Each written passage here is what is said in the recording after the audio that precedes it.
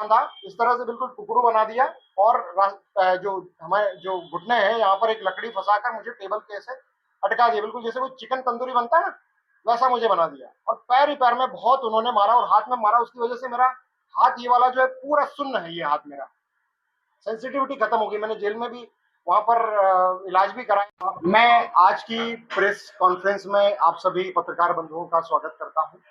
मैं आज 4 विषयों को लेकर मैं प्रेस कॉन्फ्रेंस कर रहा हूं। पहला जो विषय है इसमें मेरे साथ जो किया गया उस विषय को लेकर है। दूसरा मेरे परिवार, मेरी पत्नी और मेरे भाई के साथ जो दुर्व्यवहार किया गया उसको लेकर है। और तीसरा सुजीत शर्मा जी ने हमारे विरुद्ध जो प्रेस कॉन्फ्रेंस की और भाजपा के लोग जिस तरह की हमारे विरुद्ध सोशल मीडिया पर जिस तरह की गतिविधियां कर रहे हैं उसके ऊपर है। और चौथा मठ के विषय को लेकर है और विद्यापीठम के विषय को लेकर है। तो पहले विषय में शुरुआत करता हूं मेरे से। मैं ये एक बात मैं सबसे पहले तो मैं पुलिस विभाग का धन्यवाद देना चाहता हूं कि आप लोगों ने हमें किसी मर्डर वर्डर वाले व्यक्ति से हमारा नाम नहीं बुलवाया।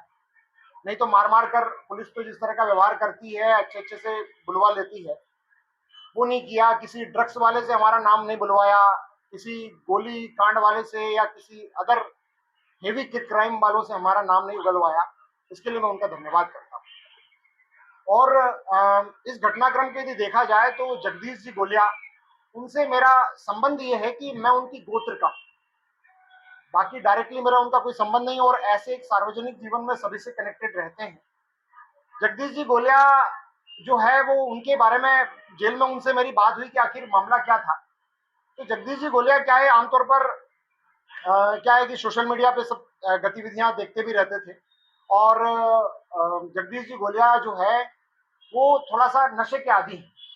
नशा वो उन्होंने मुझे बताया कि वो 13 साल के थे जब से वो नशा कर रहे हैं। उस दिन तो उन्होंने ये किया कि नशे में आकर बहुत ज्यादा नशा कर लिया, ऐसा बता रहे थे वो कि भाई उसी दिन मैंने शराब भी पी ली और कुछ एक मित्र आए तो उन्होंने मुझे गांजा भी पिला दिया और उन्होंने मुझे अफीम भी खिला दी। एक साथ सारे डोज उन्होंने उनको ले लिया। और उनको किसी आधे रास्ते किसी बाइक वाले ने, फिर किसी कार वाले ने उनको जो है चिचोट कुटी जो है तक उनको छोड़ा। और वहां पर भी उनकी नशे की हालत थी कि वो 2 घंटा गेट पर ही सो गए। और उसके बाद वो नशे में अंदर घुसे होंगे। लेकिन उनसे मैंने पूछा, मैंने कहा तुमने वहां कोई हरकत तो नहीं की, क्योंकि उनका जो कद काठी है वो देखा जाए तो मेरे हिसाब से 5 फीट भी नहीं है पूरा। और उनका वजन 50 किलो से ज्यादा नहीं है। मतलब शारीरिक रूप से बहुत ही निर्बल व्यक्ति है। और उनके बारे में ऐसा कहा जाता है कि वो कभी कोई ऐसे कृत्य नहीं कर सकते कि कोई अड़ीबाजी वाली जैसी चीजें वो कर सकते हैं। उनमें शारीरिक क्षमता ही नहीं है इतनी।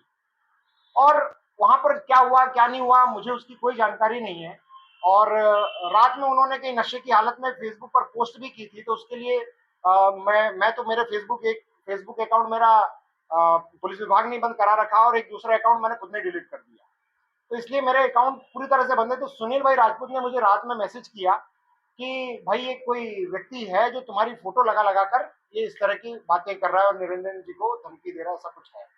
तो मैंने उनका जैसे ही जगदीश गोलिया का नाम देखा, मैंने उनको तुरंत फोन भी किया। मैंने कहा ये पोस्ट इस तरह की जो है डिलीट करो। उन्होंने डिलीट भी कर दी। और मैंने उनसे कहा कि आप माफी मांग लो, तो उन्होंने माफी भी मांग ली। अब वो पता नहीं कब चिचोट कुटी चले गए, इसके संबंध में मुझे कोई जानकारी नहीं। अब वो चिचोट कुटी चले गए, वहां उन्होंने क्या व्यवहार किया क्या नहीं किया मुझे इसके बारे में कोई जानकारी नहीं। और सडनली हम लोग मेरे परिवार के साथ में मैं छिंदधाम जा रहा था और रास्ते में पुलिस मुझे रोकती है। मेरे परिवार के सामने मुझे धक्का देकर गाड़ियों में बिठाती है। बहुत दुर्व्यवहार किया जाता है मेरे साथ में, मेरे परिवार के ही सामने। और वहां पर मुझे गाड़ी में बिठाकर लाया जाता है। मैंने पुलिस वालों से रिक्वेस्ट भी की कि मेरी फैमिली की जो गाड़ी है उसको मेरे सामने चलाया जाए, मतलब आगे आगे वो गाड़ी चले, पीछे पीछे आप चले तो क्या बुराई है। लेकिन वो उसके लिए राजी नहीं हुए। और वो अपनी गाड़ी पहले लेकर आगे। वो सब वीडियो आपने देखा भी होगा। हम लोग जो पुलिस के जो, क्योंकि मुझे तो इस मैटर की जानकारी, मैं दोपहर में 2 बजे निकला अपने घर से। अब यदि ये घटना यदि मेरे द्वारा कारित होती, यदि मैंने उसको प्रायोजित किया है, तो फिर मैं पहले ही पलायन कर जाता। मैं 2 बजे अपने घर से इत्मीनान से कैसे निकलता, ये भी सोचने की बात है। और इत्मीनान से निकलता हूं और मुझे कुछ पता ही नहीं, रास्ते में पुलिस रोक लेती है और इस तरह से रोकती है जैसे कोई मैं बम फोड़ के भागा हूं। इस तरह से बैरिकेडिंग लगा के और वो उन्होंने मुझे रोका भी। और इसके बाद में पुलिस विभाग वाले मुझे लेकर आते हैं थाने में, और थाने में मेरे साथ में जो व्यवहार किया जाता है वो एक मान के चलो कि किसी क्राइम को उगलवाने के लिए किया जाता है। मुझे जो गिरफ्तार किया गया, मुझे लगता है लगभग 2:30-3 बजे का टाइम रहा होगा, 3 या 3:30 बजे, 3:30 बजे होंगे अप्रोक्सीमेट। हाँ, तो उस समय मुझे वहां पर मुझे गिरफ्तार किया जाता है। वहां मेरी पत्नी से उनकी काफी कहासुनी भी होती है, क्योंकि हमको बताया नहीं जा रहा था कि हमें गिरफ्तार किस विषय में किया जा रहा है। मुझे डर इस बात का था कि भाई जगदीश गोलिया ने कोई वो जो फेसबुक पोस्ट की होगी उसमें शायद मुझे गिरफ्तार कर रहे हुए शायद निरंजन जी ने मेरा भी नाम शायद में लिखवा दिया होगा, मुझे अंदेशा हो गया था। अब ये थाने में लाते हैं और थाने में मुझे पहले तो बताया नहीं जाता कि एफआईआर क्या है। मुझे कम से कम रात के 9 बजे तक कुछ नहीं बताया जाता। फिर जबरदस्ती मुझे साइन करने के लिए कहा जाता है, तो जो गिरफ्तारी वाला पेपर होता है उस पर मैंने साइन कर दिया। लेकिन जो उन्होंने एक डॉक्यूमेंट बनाया कि कोई अड़ीबाजी 1 लाख मांगे, मैंने कहा भाई मैंने मांगे नहीं, मेरा इसमें कोई इन्वॉल्वमेंट, मैंने साइन नहीं किया। तो इन लोगों ने मुझे उल्टा बांधा, इस तरह से बिल्कुल कुकरू बना दिया, और जो हमारे जो घुटने हैं यहाँ पर एक लकड़ी फंसाकर मुझे टेबल के से अटका दिया, बिल्कुल जैसे कोई चिकन तंदूरी बनता है ना वैसा मुझे बना दिया। और पैर ही पैर में बहुत उन्होंने मारा और हाथ में मारा, उसकी वजह से मेरा हाथ ये वाला जो है पूरा सुन्न है, ये हाथ मेरा सेंसिटिविटी खत्म हो गई। मैंने जेल में भी वहां पर इलाज भी कराया इसका, और जो मेडिकल कराने के वहां पर भी मैंने बताया था। रात के 1 बजे तक मतलब इस तरह से मेरी पिटाइयां चल रही है। वो तो सडनली मेरा परिवार आ जाता है, तो उस वजह से क्या होता है कि इन लोग ये लोग थोड़े सकपका जाते हैं और फिर मेरा बचाव हो जाता है और वहां से मुझे लेकर आ जाते हैं। तब मैंने एकदम से चिल्ला दिया कि सोनम मुझे बचाओ, ये लोग मुझे उल्टा लटका कर मार रहे हैं। और वहां पर इन्होंने एक हरकत बहुत गंदी की, ये लोग इन्होंने मुझे हीटर पर भी, जो एक वो कुंडली वाला हीटर होता है ना, ये वाला हमारा नॉर्मल हीटर नहीं, कुंडली वाला हीटर होता है, उस हीटर पर इन्होंने मुझसे यूरिन पास तक कराया। यहाँ तक कि इन्होंने वीडियो बनाए इन सब गतिविधियों के, और अपने पास उन्होंने रखे, शायद उनको अपने आकाओं को दिखाना होगा।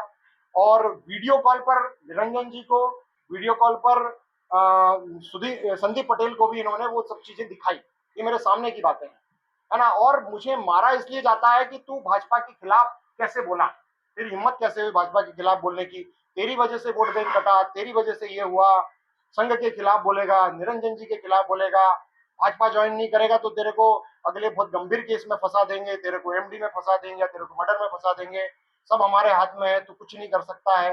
इस तरह की इनकी बातें थी। वो तो सडनली परिवार आ जाता है, इस वजह से मैं सेफ बच जाता हूँ। पीछे इनके साथ में बहुत दुर्व्यवहार हुआ। वो मुझे जब जेल गया और ये सब मिलने आए तो मुझे पता चला कि इनके साथ में भी बाद में बहुत दुर्व्यवहार हुआ है। तो पहला ये विषय है। और इस विषय में थोड़ा सा एक समझने की बात यह है कि मुझे गिरफ्तार किया जाता है करीब 3:30 बजे, और जगदीश गोलिया जी को गिरफ्तार किया जाता है रात के 8-9 बजे, 8-9 बजे के लगभग आए होंगे। आप मुझे बताइए कि जगदीश गोलिया जब पहले गिरफ्तार नहीं हुए तो उन्होंने मेरा नाम कैसे लिया? थोड़ा आश्चर्य की बात है ना। मतलब कुल मिला के पहले से इनका तय था कि मुझे इस तरह से टॉर्चर करना है। और मैं एक रियलिटी बताऊं कि जब राजपूत समाज वाली घटना हुई उसके बाद से एसपी साहब और इनका पूरा पुलिस फोर्स मेरे पीछे लगा हुआ था। मुझे मतलब कई दिनों तक अपने घर से 15 दिन तक दूर रहना भी पड़ा, क्योंकि एक एफआईआर दर्ज की गई जिसमें मैंने एक पोस्ट डाली थी, जिसमें मैंने राजपूत समाज के साथ जो घटना हुई उसको मैंने भाजपा और संघ द्वारा प्रेरित बता दिया था। तो उसको लेकर इन्होंने जाति हिंसा की धारा लिखी, है ना। इनका कहना था कि इससे राजपूत समाज और भाजपा के बीच में तनाव उत्पन्न हो गया। तो उसमें जाति हिंसा कहां से आ गई? क्योंकि राजपूत समाज जरूर जाति है, लेकिन भाजपा कोई जाति नहीं। जाति हिंसा की धारा जो दो जातियों के बीच विभेद डालो तो ही होती है। इन्होंने वो प्रकरण लिखा, वो भी जमानती है, जिसकी थाने से जमानत हो जाती है, लेकिन उसके लिए पुलिस बार बार मेरे घर आ रही, बार बार मुझे टॉर्चर कर रही। तो मैं एक बार मुझे लगा कि यार कुछ गड़बड़, या तो ये लोग मिसबिहेवियर करेंगे, क्योंकि मुझे इनकी मंशा जो है, क्योंकि राजपूत समाज के साथ जो घटना हुई उससे मैं समझ गया कि पुलिस अपनी बर्बरता पर है। तो मैं वहां से आउट हो लिया 10-15 दिन की, मैटर ठंडा हो जाए उसके बाद में वापस आएंगे। तो एसपी साहब ने मेरी वाइफ को, मेरे पापा को, उन्होंने बिल्कुल कॉन्फिडेंस में लिया कि हम कोई भी तकलीफ आपको नहीं देंगे, आप आराम से अपने घर आइए। और मैं फिर हरदा में आके आराम से घूमने लगा, अपना काम करने लगा। फिर सडनली ये भाई साहब जो जगदीश गोलिया जी चले जाते हैं। जगदीश गोलिया जी को देखा जाए तो टूल बनाया। जगदीश गोलिया जी हिंसक प्रवृत्ति के व्यक्ति नहीं है। वो बता रहे हैं कि इतनी बड़ी लकड़ी लेकर गए। मैंने उनसे पूछा कि लकड़ी लेकर क्यों गए? बोले यार रास्ते में कुत्ते परेशान कर रहे थे। इसलिए लकड़ी लेकर गए। अब इस बात को लेकर उन्होंने यदि इतना वो बना दिया है, इश्यू बनाया है, तो मुझे नहीं लगता कि ये सही है।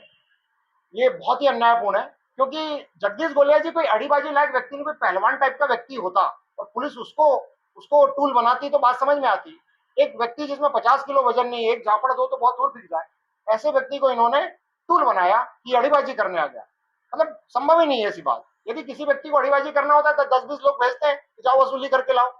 एक 50 किलो का भी आदमी नहीं है, उसको कैसे भेजेगा कोई भी व्यक्ति? ये थोड़ा सोचने की बात है। तो पुलिस ने जो ये पूरा प्रकरण बनाया है, एक हिसाब से वो मजिस्ट्रेट के सामने जब आएगा तो आप मान के चलिए कि वो मजिस्ट्रेट तो जगदीश गोलिया जी को देख के ही रद्द कर देंगे उस केस को। और मैं इस विषय में आपको एक बात और कहूंगा कि मैं निरंजन जी को भी कहना चाहता हूँ, सुजीत जी शर्मा को भी कहना चाहता हूँ कि आप लोगों ने मेरे ऊपर ये प्रकरण बनवाया है, तो मैं आपसे इतना कहूंगा कि यदि आप सही हो, यदि आप सही हो और मैं कोर्ट में गलत सिद्ध हो गया, तो मैं आपके यहां जीवन भर झाड़ू पोछे लगाऊंगा। और यदि आप गलत सिद्ध होते हैं तो आपको हरदा छोड़ना पड़ेगा, क्योंकि आपके कृत्य इतने बेकार बेकार बढ़ते जा रहे हैं कि हरदा में बहुत ही लॉ एंड ऑर्डर बिगाड़ते जा रहे हो आप, बहुत ही ज्यादा जातियां कर रहे हो, हमारे यहाँ की पुरानी पुरानी संस्थाओं को मिटा रहे हो, वो हमें बर्दाश्त नहीं हो रहा है। तो ये मेरी सुजीत जी शर्मा और निरंजन जी शर्मा को मेरा कहना है कि यदि मैं गलत सिद्ध होता हूं, यदि मैंने इस सब घटना के पीछे मेरा हाथ माना जाता है और ये सिद्ध होता है कोर्ट में, तो मैं जीवन भर इनके यहाँ पर सेवा करूंगा, निःशुल्क सेवा करूंगा, कुछ नहीं लूंगा इनसे। मैं इतना तक मेरा दावा है। और यदि ये निरंजन जी गलत साबित होते हैं तो ये इनको माफी मांगनी पड़ेगी मुझसे सार्वजनिक रूप से, और इनको हरदा छोड़ना पड़ेगा। मैं नहीं चाहता कि ऐसे व्यक्ति हरदा में रहें। निरंजन जी से मेरा कोई पर्सनल विद्वेष नहीं है, निरंजन जी को मैं कभी जानता ही नहीं था। मैं इस विषय पे भी बात करने वाला हूँ। मुझे ये गंगेश्वरी मठ के बारे में भी कोई जानकारी नहीं थी। अखबार वगैरह में आता था तो मैं बिल्कुल नजरअंदाज करने में, पता नहीं क्या चीज है, मैं उस पर ध्यान ही नहीं दिया जाता। मुझे एक बार, अब गौर से सुनिए सर इस बात को, मुझे एक बार करताना थाना के टीआई साहब जो अनिल गुजर जी हैं, इन्होंने इस सारे मैटर के बारे में बताया। मुझे उसकी एबीसीडी भी नहीं पता थी। गुजर साहब कहाँ मिले वो बता देता हूँ कि यहाँ अपनी बस स्टैंड के सामने वाली जो गली है वहां पर एक रिपेयरिंग शॉप पर ये मुझे मिले, और उन्होंने वहां पर मुझे सारा बताया कि ये जो हुआ है घटनाक्रम गंगेश्वरी मठ वाला, ये संघ वालों ने अतिक्रमण किया इसमें। तो तब मुझे इसकी पूरी हकीकत पता चली। मुझे उसके बारे में कुछ पता ही नहीं था, मैं निरंजन जी को जानता ही नहीं था। और फिर मैं गंगेश्वरी मठ गया और गंगेश्वरी मठ में वो बाबा ने और ज्यादा पूरी बातें बताई।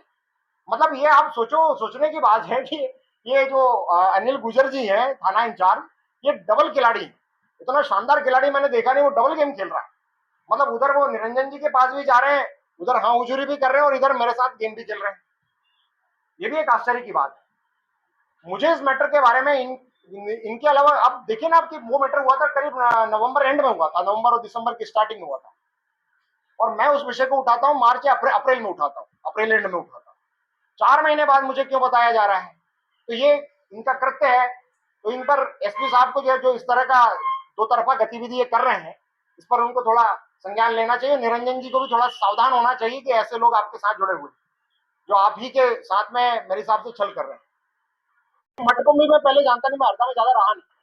मैं तो ये जब मैटर हुआ तभी मैं गंगेश्वरी मठ के बारे में जानने लगा। मुझे आश्चर्य हुआ कि यार इतना शानदार कोई मठ था जो बहुत रिच था हमारे यहाँ का, और उस मठ को जो है मिटाया जा रहा है। तो मुझे थोड़ा सा उस पर अच्छा नहीं लगा, तो उस पर मैंने वीडियो बनाया था, और उसके खिलाफ इन भाजपा के लोगों ने बहुत मेरी आलोचना भी की थी। और निरंजन जी को मैं थोड़ा सा, इस निरंजन जी का क्या इतिहास है, उन्होंने क्या समाज के लिए क्या नहीं किया, मुझे उससे मतलब नहीं है। आज मेरे सामने जो उन्होंने जो गतिविधि की वो मुझे ठीक नहीं लगी, तो मैंने उनका विरोध किया। भाषा मेरी कड़वी जरूर है, लेकिन अपशब्दों वाली भाषा मेरी कभी नहीं रही। तो ये जो मेरे ऊपर आरोप लगा रहे हैं कि मैं गलत भाषा का उपयोग कर रहा हूँ, मैं गलत भाषा नहीं, कड़वी भाषा का प्रयोग जरूर कर रहा हूँ। अब मैं चोर को चोर कह देता हूँ, मेरी एक थोड़ी सी कमी है ना। तो ये बात है। दूसरा जो विषय है मेरे परिवार को लेकर, मेरी पत्नी के साथ में जो अभद्रता होती है वहां पर, इनको रात के 11-12 बजे तक जो है सिवनी उनी, मतलब आप सोचो रेहटी के पास हम लोग, रेहटी और नरसुल्लागंज के बीच में पकड़ा है, और वहां से इनको सिवनी तरफ से उधर से घुमा के लाए ये लोग। इधर से घुमा के क्यों लाए भाई, मेरे सामने क्यों नहीं लेके गए? ये भी एक सोचने की बात है। मेरी बच्ची छोटी सी, इसको डरा रहे रास्ते में, उसको चमका रहे हैं, पत्नी के साथ बहस कर रहे हैं, उनको डरा रहे हैं, चमका रहे हैं, अपशब्दों का प्रयोग कर रहे हैं। ये पुलिस वालों ने किया है। और इनके साथ में कोई महिला कांस्टेबल भी नहीं थी, वो इन्होंने बताया, कोई महिला पुलिसकर्मी भी नहीं था। और इसके बाद थाने में इनके साथ में दुर्व्यवहार किया जाता है। थाने में इनको अनिल गुर्जर जो है वो थप्पड़ मारने तक का कहते हैं। तो ये जो चीजें हैं भाई, आज मेरे घर की लक्ष्मी है, मेरे घर का सम्मान है, मेरे परिवार का सम्मान है। और मेरा भाई वहां पर था, उसका जिसका कोई लेना देना ही नहीं, उसको भी बहुत बुरी तरह से मारा, उसका कान सूजा हुआ है, उसको लगता है एडमिट करना पड़ेगा। ये स्थिति है। तो ये जो हुआ है ये एक्सेप्ट करने लायक नहीं है, और इस बात को लेकर मैं सहन नहीं कर पाऊंगा। मैं तो बिल्कुल, मैं इसमें बिल्कुल भी बर्दाश्त नहीं कर पाऊंगा, चाहे मुझे इसके लिए कोई भी कुर्बानी देनी पड़े। मेरे परिवार के साथ, मेरे घर की लक्ष्मी के साथ में इन्होंने दुर्व्यवहार किया है। ये किसी की बहन है, ये किसी की बेटी है, किसी परिवार की बहू है, इस हरदा जिले की बहू है। आज पूरा दिल्ली छोड़कर अपने मध्य प्रदेश में आकर बसी हैं, और इनको हम एक सम्मान ना दे सकें तो इसमें अच्छी बात नहीं है। तो मैं आपको साफ तौर पे कह दूं कि यदि पुलिस कप्तान साहब एफआईआर दर्ज नहीं करते हैं, अनिल गुर्जर और वहां पर जो पुलिस वाले थे, इनको तो नाम भी नहीं पता है कि कौन कौन थे, रिपु दमन थे एसआई, और एक जितेंद्र वैष्णव थे, मोटे मोटे से पुलिस वाले वो थे। उन तीनों ने इनके साथ दुर्व्यवहार किया और मेरे भाई के साथ भी मारपीट की। यदि इन तीनों के ऊपर एफआईआर दर्ज करके इनको सस्पेंड नहीं किया जाता है, महिलाओं के साथ अभद्रता की एफआईआर पुलिस विभाग को दर्ज करना पड़ेगा। हम इनको 7 डेज का टाइम देते हैं, 7 दिन का। 7 दिन के बाद 8वें दिन हम धरने पर बैठ जाएंगे, और अनिश्चितकालीन धरने पर बैठेंगे, और हरदा जिले की सारी महिलाओं को लेकर बैठेंगे। क्योंकि ये बात मेरी नहीं है भाई, आपने मुझे मार लिया, ठीक है, मैं तो सक्रिय राजनीति और व्यवस्था से जुड़ा हुआ, पत्रकारिता से जुड़ा हुआ, मैं मेरी मार को बर्दाश्त कर सकता हूं, लेकिन मेरे परिवार के साथ में अभद्रता होती है, मेरे घर की महिलाओं के साथ अभद्रता होती है, मैं बर्दाश्त नहीं कर सकता। तो मैं इन सभी बहनों से भी कहूंगा, ये सब बहनें इसके लिए एग्री भी हैं, और ये लोग, मेरी ओर से मैं नहीं कह रहा हूं कि हम लोग धरने पर बैठेंगे, इनकी इच्छा है कि हम लोग करेंगे, क्योंकि महिलाओं के सम्मान के साथ समझौता नहीं हो सकता। अब रही तीसरी बात, सुजीत जी शर्मा की प्रेस कॉन्फ्रेंस को लेकर। तो सुजीत जी शर्मा ने मेरे ऊपर कुछ आरोप लगाए, मैंने उसका आधा अधूरा वीडियो देखा है। उसमें उन्होंने कहा है कि मेरे ऊपर आरोप लगाया कि आनंद जाट को मठ के बाबा ने 50 एकड़ जमीन आवंटन का कुछ प्रलोभन दे दिया। अरे भाई साहब, मैं पढ़ा लिखा आदमी हूँ, मैं कोई ऐसा वैसा आदमी नहीं हूँ कि मैं ऐसे बाबा के प्रलोभन में आ जाऊंगा। जब उस बाबा के खुद के नाम पर खसरा नहीं है, उसके नाम पे जमीन है, मुझे कहां से दे देगा। और दूसरी बात, वो जमीन खसरा उनके नाम पर होता भी तो वो सार्वजनिक ट्रस्ट की जमीन है, वो किसी के नाम पे आवंटित कर ही नहीं सकते। ये इतनी समझ तो मुझे भी है। मुझे तो अन्याय लगा कि भाई मेरे क्षेत्र की एक मठ को समाप्त किया जा रहा है, इसलिए मैंने आवाज उठाई, बाकी मेरा उस बाबा से क्या लेना देना। ठीक है, तो सुजीत जी शर्मा का जो ये आरोप है, ये बिल्कुल बकवास आरोप है ना। दूसरी बात ये कि सुजीत जी शर्मा ने मेरे परिवार पर कहा कि ये जो है लोगों की संवेदनाएं लेने के लिए इस तरह से प्रेस कॉन्फ्रेंस में रो रहे हैं और इस तरह का कृत्य कर रहे हैं। भाई साहब, रिकॉर्डिंग वायरल हुई है, रिकॉर्डिंग सबके पास है, इसको आप जुटला नहीं सकते। और सुजीत जी शर्मा, यदि आपकी भी महिलाओं के प्रति संवेदना नहीं हो, सुजीत शर्मा का खुद का रिकॉर्ड बहुत खराब है। उनके क्षेत्र के सारे लोग बोलते हैं कि ये गौशालाओं के बहुत पैसे खाते हैं और तरह तरह की, उनको इन्होंने मठ में जोड़ रखा है। मैंने एसपी साहब से और कलेक्टर साहब से कहा भी था कि मठ में यदि ये लोग कोई समिति बनाते हैं, मुझे क्या दिक्कत। ऐसे वो मठ गोस्वामी समाज का है, गोस्वामी लोग ही उसमें जुड़े तो ज्यादा अच्छी बात है। और यदि आप गोस्वामी समाज के लोग ना भी जोड़े तो उसको पदेन सदस्य कर देना चाहिए। पदेन सदस्य मतलब जैसे सांसद महोदय उसके अध्यक्ष बन जाए, विधायक उसके उपाध्यक्ष बन जाए, कलेक्टर साहब उसके सचिव बन जाए, तो इससे अच्छी क्या बात हो सकती है। तो बोले थे यहाँ बात तो सही है, ऐसा होना ही चाहिए। फिर मैंने कहा फिर ये संघ वालों को क्यों इसमें इन्होंने जोड़ रखा है। और संघ बहुत अच्छी संस्था है, ऐसा नहीं कि संघ कोई बुरी संस्था है, लेकिन संघ में भी गलत लोग बैठे हुए, और ये हमारे हरदा में तो बहुत ही गलत लोग बैठे हुए, ये हमें दिख रहा है। ठीक है, और ये तीसरा हमारा मैटर हुआ। तो सुजीत जी शर्मा से मैं कहूंगा कि आप सार्वजनिक डिबेट करिए। आपके यहाँ कोर्ट में केस लगा रहे थे। धन्यवाद पहले तो सुमन साहब का, वकील साहब का दूंगा कि उन्होंने इतने सेंसिटिव जो तानाशाही पूर्वक वाला केस था इसमें ये खड़े हुए और अपना पक्ष रख के इनको बहाना है। इनके ऑफिस में जब बैठे थे सोनम बहन और ये, तो इन्होंने पहली बार मुझे अवगत कराया। मैंने फेसबुक पोस्ट डाली है, उनका कहना है कि मैं आपराधिक प्रवृत्ति का व्यक्ति हूँ, मेरे ऊपर इतने इतने केस है। मैं आपको एक बात बता दूं, मेरा एक वास्तविक केस, मेरे एक पुराने समय में एंगेजमेंट से जुड़ा हुआ था केस, वो जरूर मेरा एक रियल केस है। इसके अलावा जितने भी केस हैं वो सारे पॉलिटिकल इंपोज है, और उनमें मैक्सिमम केस ऐसे हैं जो कि कोर्ट के द्वारा मुझे उसमें बरी कर दिया गया है, वो सब फेक बताए गए। और एफआईआर जो कायम हुई है, इन एफआईआरों में बहुत सारी एफआईआर वो हैं जिनके ऊपर पुलिस ने अपने चालान ही पेश नहीं करे, 2-2 साल हो गए। भाई आप यदि सही हो तो चालान पेश क्यों नहीं कर रहे हो? आपके पास कोई प्रूफ नहीं है मेरे लिए, आपने बस नेताओं के कहने में एफआईआर लिख दी है, बाकी आपके पास में सच्चाई के लिए कोई भी चीज है ही नहीं। जब आप चालान पेश नहीं कर रहे, आप केवल मेरा रिकॉर्ड खराब कर रहे हो ताकि कोई घटना हो जिला बदर कर दें, घटना हो तो एफआईआर जमानत कराने में दिक्कतें आए, इसके अलावा और कुछ नहीं कर रहे। तो ये सच्चाई। और कमल जी पटेल के खुद के ऊपर बहुत सारी एफआईआर है। हाँ, कमल जी पटेल मुझे बोल रहे हैं कि मेरे ऊपर 14 एफआईआर है, यशोदीप पटेल के ऊपर 16 एफआईआर है। इनके ऊपर तो 302 भी लिखी है, 307 भी लिखी है। कमल जी पटेल के ऊपर 302, 307 लिखी है। इनको तो एनजीटी में मध्य प्रदेश सरकार ने कहा है कि ये आपराधिक प्रवृत्ति के व्यक्ति, फिर भी इनको टिकट दी, इनको मंत्री बनाया। हमें कोई दिक्कत नहीं भाई, आपका खैर है ही है पूरा, ऐसा ही पूरा रिकॉर्ड हमेशा से रहा। लेकिन आप जब स्वयं आपराधिक प्रवृत्ति के व्यक्ति हैं तो आप मुझे कैसे आपराधिक प्रवृत्ति का व्यक्ति कह सकते? पहले अपने गिरबान में तो झांक लेना चाहिए, पहले अपना घर सुधारो भाई, उसके बाद में दूसरों पे आरोप करो तो ज्यादा सही है। ये मेरी 4 बातें, बाकी भाई लोग और सभी साथी लोग कहेंगे। और तो इस तरीके के फेक एलिगेशन लगा के इनको प्रिजन में डाल दिया जाएगा तो इन बच्चों के भविष्य का क्या होगा? हरदा प्रशासन से, सारे नेताओं से, सारे संघ से मैं हर किसी से ये रिक्वेस्ट किया, just like I would like to say it is an order कि इस तरीके के फेक एलिगेशन लगा के किसी को ना अरेस्ट ना किया जाए। और इस बार मैंने फिर भी काफी हद तक कोऑपरेट किया। आज के बाद अगर आनंद के अगेंस्ट कोई भी फेक एलिगेशन लगा के कोई भी पुलिस ऑफिसर मेरे घर में या एनीवेयर हम लोग को डिस्टर्ब करता है, मैं पहले से पहले मांग करती हूँ, they must have come with an arrest warrant, FIR copy and all the written documents. इसके अलावा अगर किसी भी तरीके से on road this kind of action will not be entertained at all. मैं कभी भी बिल्कुल भी कोऑपरेट नहीं करूंगी। इस बार मैंने काफी कोऑपरेट फिर भी किया and I assure them that I cooperate. आप थोड़ा सा सपोर्ट करें, एटलीस्ट मुझे बताएं, लेकिन कुछ नहीं हुआ। इसीलिए और रही बात इस चीज की कि आनंद को बोला जाता है कि विरोध की राजनीति करते हैं, विरोध में करते हैं। सर, मैं दिल्ली से आई हुई एक कॉमन गर्ल थी, आज मैं भी इस तरीके से प्रशासन और हर चीज के विरोध में खड़ी होकर आप लोग के सामने बोल रही हूँ। कभी सोचा नहीं था मीडिया के सामने इस तरीके से आना पड़ेगा, लेकिन एक कॉमन मैन को ना ये इस तरीके की राजनीति और ये पॉलिटिकल नेता और यही सब लोग होते हैं जो किसी को विरोध की राजनीति करने पे मजबूर करते हैं। ये भी एक टीचर थे, 20 साल से पढ़ा रहे थे, आज तक इनके अगेंस्ट कोई किसी स्टूडेंट ने किसी तरीके का कोई केस और कोई नेगेटिव एलिगेशन इनके अगेंस्ट नहीं लगा।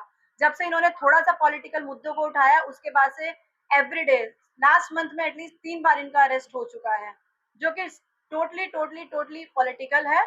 इस चीज को प्रशासन भी ध्यान दे, सारे नेताएं, मैं सीएम तक से बोलती हूँ इस चीज पे ध्यान दिया जाए। इसके बाद से अगर फेक एलिगेशन या कुछ भी इस तरीके से लगेगा तो फेक एलिगेशन सब लगाना जानते हैं। और इसी के साथ साथ सचिव जी ने ये भी बोला था कि निरंजन जी शर्मा जो हैं ब्रह्मचर्य का पालन करते हैं, सारा जीवन उन्होंने सामाजिक कार्यों के लिए दे दिया है। तो मैं ये उनसे बोलना चाहूंगी कि सर, ब्रह्मचारी होने के लिए किसी समाज ने उनको मजबूर नहीं किया। अगर उनको ब्रह्मचर्य का पालन करना है तो ये उनका इंडिविजुअल पर्सनल चॉइस है। अगर इसका मतलब ये नहीं है कि अगर कोई इंसान मैरिड है तो वो समाज की सेवा नहीं कर सकता या उसने नहीं की है, ठीक है?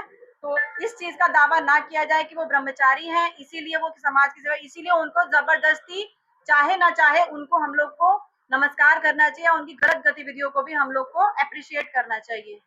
तो मैं सोनम धामा इसी वक्त अभी आपके सबके सामने सभी को ये संदेश देना चाहती हूँ कि गलत गलत होता है, चाहे वो कोई नेता करे या कोई आम इंसान। धन्यवाद।